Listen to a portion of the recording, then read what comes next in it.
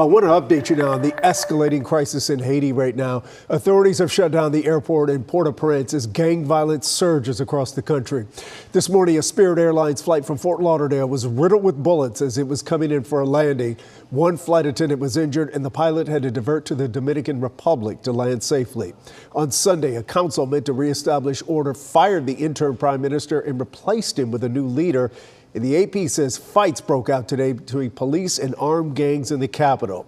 Now, American Airlines and JetBlue are canceling all flights to Haiti, and the U.S. Embassy is warning Americans against traveling. A young father has been left with lifelong injuries after he was slashed by sword-wielding thugs in a city attack. The supermarket worker is speaking out tonight, telling 7 News more must be done to stop Melbourne's knife crime.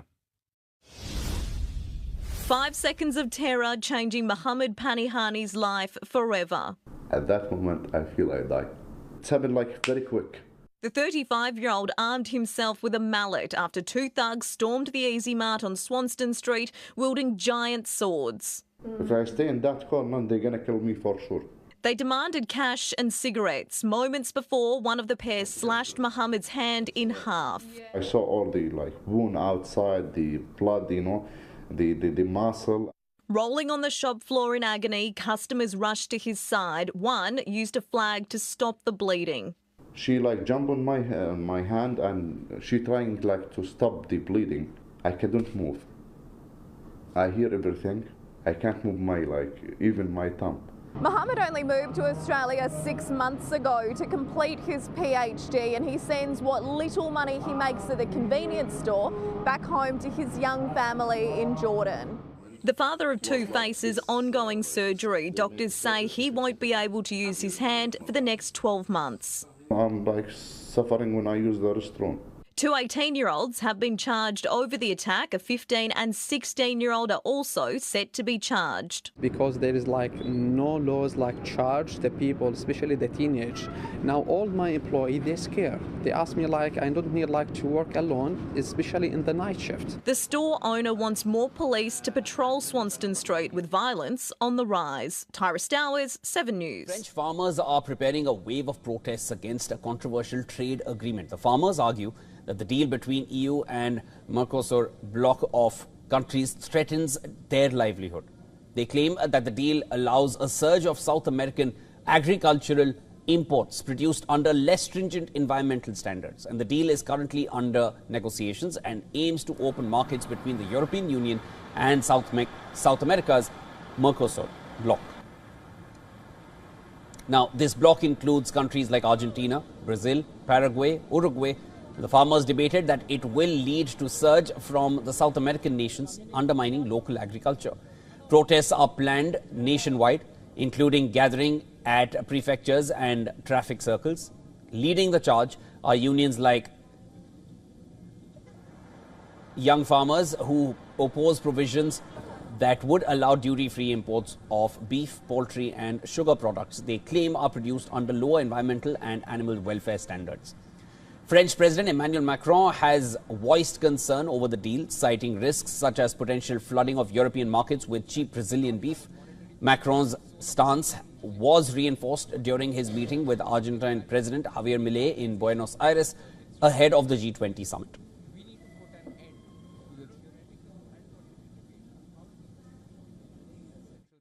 Maharashtra, India's richest state and home to the financial capital Mumbai, contributes over 10% of the nation's GDP. Its service sector dominates while industrial output trails.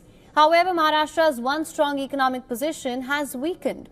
Over the past decade, its per capita GDP ranking has dropped from 2nd to 6th among Indian states. Despite Mumbai's booming stock market and real estate driving growth, rural areas face severe challenges. Districts like Beed struggle with water crisis, while others like Solapur experience mass migration due to unemployment. The gap between urban and rural Maharashtra has never been starker, and Maharashtra's fiscal health is deteriorating. Election freebies, including a 460 billion rupee annual cash transfer for women, now exceeds the agriculture spending and risks widening the fiscal deficit beyond 3% of the GDP. This marks a dramatic shift for a state once known for budget discipline. Politically, Maharashtra is deeply fragmented. The splintering of regional parties like Shiv Sena and NCP has created a volatile landscape. These divisions and shifting alliances have stalled governance, costing the state crucial investment projects. This includes semiconductor plants, now headed to Gujarat, and EV hubs established in Tamil Nadu. The stakes are high in this election for Maharashtra's economic and political future. A stable government could revive growth and reverse stagnation. Critical decisions such as the redevelopment of Dharavi hinge on the outcome. While Maharashtra remains the top recipient of foreign direct investment, its reliance on Mumbai and Pune's financial and real estate sectors raises concerns about sustainability. With deficits rising, infrastructure, healthcare and education spending are at risk. As India's richest state, Maharashtra's choices will have ripple effects on the national economy, making this election a pivotal moment.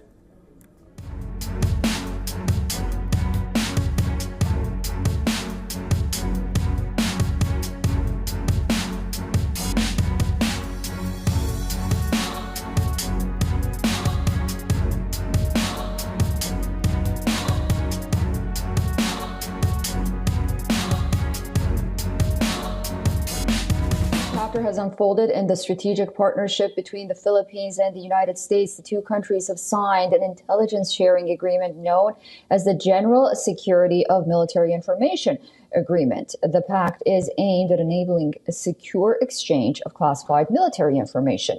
The deal has been signed in Manila by U.S. Defense Secretary Lloyd Austin and Philippines Defense Chief as well. They have also launched a new coordination center to boost real-time military collaboration and interoperationality. Take a listen. This center will enable real-time information sharing for a common operating picture. And it will help boost interoperability for many, many years to come. And it will be a place where our forces can work side by side to respond to regional challenges.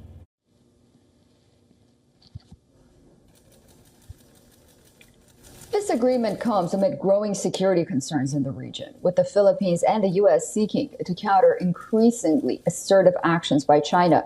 Both countries have reaffirmed their strong military alliance, which has been in place since 1951. While the Philippines aims to boost its defense capabilities through this partnership, the agreement also opens the door for smaller collaborations with other nations sharing common security interests. China has reacted sharply, stating that such agreements should not disrupt regional peace or escalate tension. However, the Philippines and the U.S. maintain that their partnership is essentially for stability in the Indo-Pacific region. As Russia halts gas supplies to Austria over payment disputes, the Austrian Chancellor Karl Nehammer said that the European country's large gas storage facilities are 93% full and the country is well equipped to deal with Russia's move. Now, Nehammer emphasized that Austria had not been taken by surprise and had been expecting a delivery stop since the start of Russia's war against Ukraine. The Austrian Chancellor also underlined that there would be no significant hikes in the gas prices. The major announcement comes as Russian gas flows via pipelines through Ukraine and on to Austria via Slovakia. The transit contract between Ukraine and Russia expires at the end of the year, and Ukraine is not planning to extend this contract.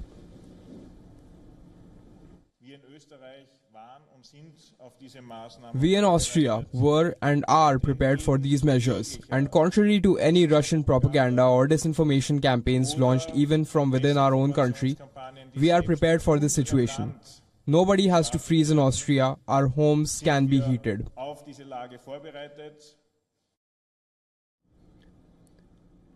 Austrian Energy Group OMV confirmed that it would be able to supply its customers with the contractually agreed gas volumes, even in the event of a possible interruption in supply from Gazprom, which is a Russian-majority state-owned multinational energy corporation more than 2 years after the outbreak of war in Ukraine.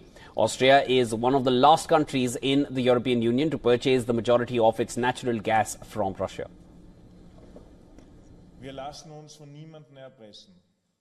We will not let ourselves be blackmailed by anyone, not even the Russian president. We will not let Putin's government or Putin himself bring us to our knees, and we have taken precautions to ensure that we can defend ourselves for precisely this reason. We are able to defend our democracy, we are able to defend our promise of freedom, democracy and the rule of law.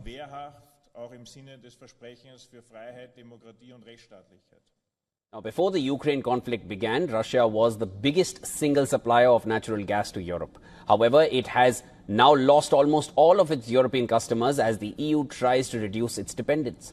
And after the Nord Stream pipeline to Germany was blown up in 2022.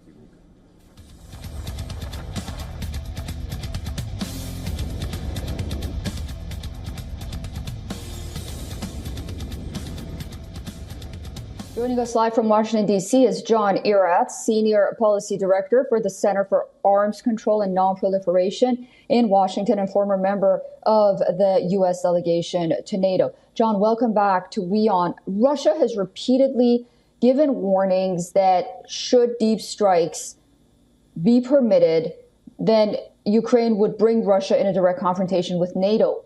Have we crossed that red line at this point?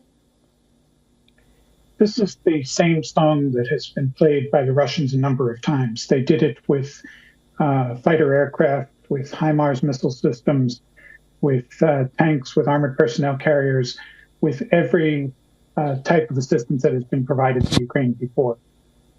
So I don't think that this is a major difference in Russian policy. They have been making such threats and using such blackmail frequently in the past, and it has been fairly successful in limiting the provision of aid to Ukraine. And John, why is President Biden giving the nod in the final days of his presidency when incoming President Donald Trump has vowed to end the war swiftly? And then there were reports that Michael Waltz, the incoming national security advisor, was not advised of the Biden administration's ratcheting up the war in Europe. Is that normal? The Biden administration is still the ones in charge right now, so it is their decision to make.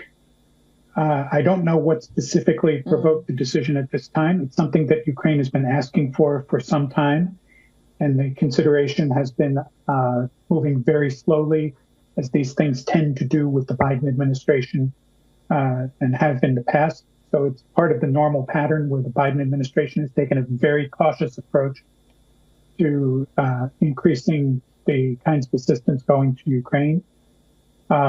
It could be that there are political considerations, that it was something to lock in before the transition to the Trump administration, but that's not clear. And do you think that the ATACMs would be a game changer in the Russia-Ukraine war? I know we mentioned that in our story package a little earlier, but what are your thoughts based on your experience? The ATACMS missiles are used by the U.S. forces as high-value, low-density assets. There are not that many of them. They're used to take out very specific targets at very specific times, not to saturate a battlefield. So they would be useful for Ukraine in hitting specific Russian targets, command and control points, infrastructure hubs, energy hubs, things like this that have high value that can be hit very precisely. All right. Well, thank you so much for that, John Erath, joining us from Washington, D.C. this morning. I look forward to speaking to you again soon. Thank you. You're very welcome. For more on this, we're now being joined by retired Lieutenant Colonel Daniel L. Davis, live from Virginia. He's a military expert and host of Daniel Davis Deep Dive on YouTube. Welcome to World DNA, Colonel Davis. Thanks for having me. First up, Colonel Davis, how do you see this latest move changing the trajectory on the battlefield, especially at a time when Russia has been making gains?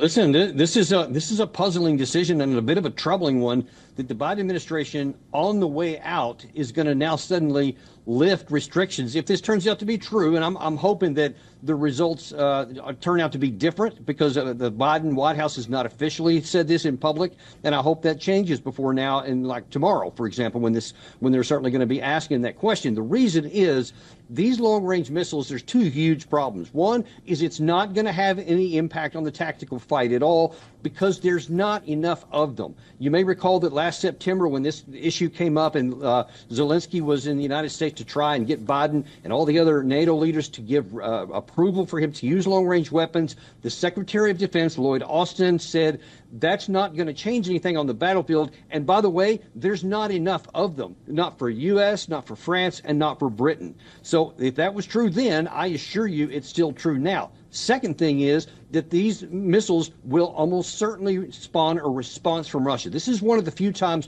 that Putin has explicitly laid out a red line that says if long-range missiles are used by Ukraine into deep areas of Russia, that can only be done with the active participation of the U.S. or NATO forces, and he will regard that as a direct engagement and take appropriate action.